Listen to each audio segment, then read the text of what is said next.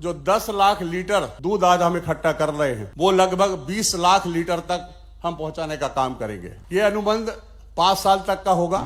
कुछ लोगों ने जो बीच में बात कही कि साहब सांची का नाम बदल जाएगा, कि सांची का ब्रांड रहेगा, मजबूतीकरण करने के लिए और उसको नए तरीके से चलाने के लिए एमओयू किया गया है। सभी का मैं हाथ जोड़कर बहुत बहुत स्वागत करता हूं, वंदन करता हूं, अभिनंदन करता हूं। वैसा मैं आपको अवगत कराना चाहता हूं, इस साल 2024 का वर्ष हमने गौ रक्षा वर्ष के रूप में मनाया और 1 साल तक हमारे कामधेनु गौ अभ्यारण्य में 1 साल तक गौ कथा का संचालन होता रहा लगातार। अभी कल उसका समापन हुआ। मैं आपको जानकारी ये भी देना चाहता हूं कि हमारे 6 दुग्ध संघों में लगभग 6000 दुग्ध उत्पादक समितियां हैं, जिनसे लगभग 2.5 लाख किसानों का दूध प्रतिदिन 10 लाख लीटर का कलेक्शन होता है। एनडीडीबी के एग्रीमेंट के बाद, एमओयू के बाद ये 6000 से बढ़कर के 9000 लगभग समितियों तक हम पहुंचेंगे और जो 10 लाख लीटर दूध आज हम इकट्ठा कर रहे हैं वो लगभग 20 लाख लीटर तक हम पहुंचाने का काम करेंगे। ये अनुबंध 5 साल तक का होगा और कुछ लोगों ने जो बीच में बात कही कि साहब सांची का नाम बदल जाएगा, तो मैं सबको आप बताना चाहता हूं, सभी उपस्थित पत्रकार मित्रों से भी कहना चाहता हूं कि सांची का ब्रांड रहेगा, मजबूतीकरण करने के लिए और उसको नए तरीके से चलाने के लिए एमओयू किया गया है।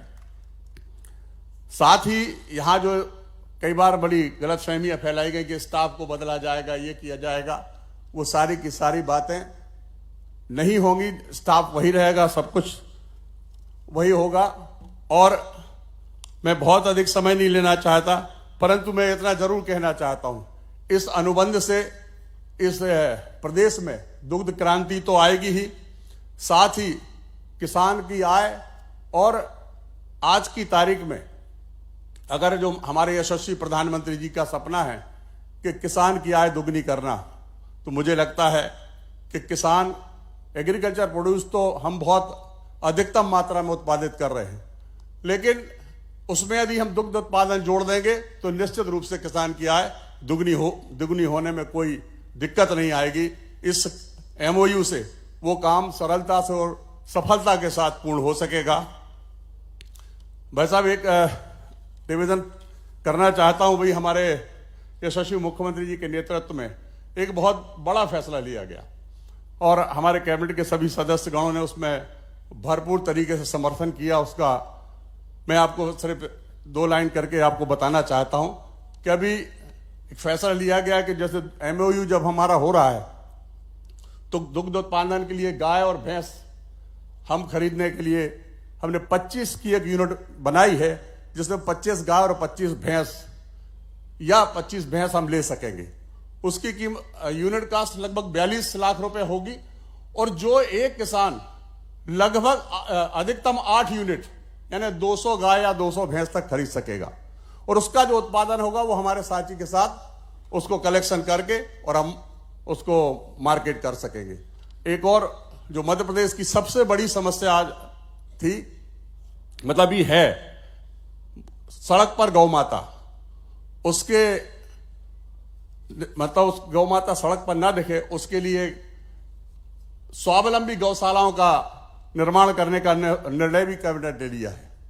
जो पीपीपी मॉडल में होगा वो 4 अलग अलग तरीके से उसमें वो काम कर सकेंगे।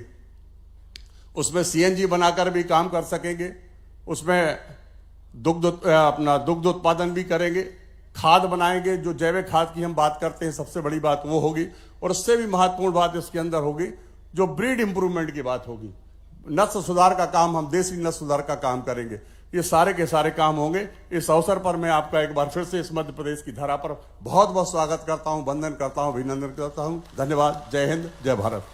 टीकमगढ़ शहर में आ गया है पहला सैमसंग शोरूम, जिसमें आपको मिलेंगे सैमसंग के सभी मोबाइल फोन, टैबलेट एवं ओरिजिनल एसेसरीज। साथ ही नए ऑफर के साथ फाइनेंस सुविधा भी उपलब्ध है। तो विजिट करें Samsung exclusive store, Satya enterprises, पता वर्धमान शोरूम के पास, स्टेट बैंक चौराहा, टीकमगढ़। संपर्क करें मोबाइल नंबर 9993457682 पर।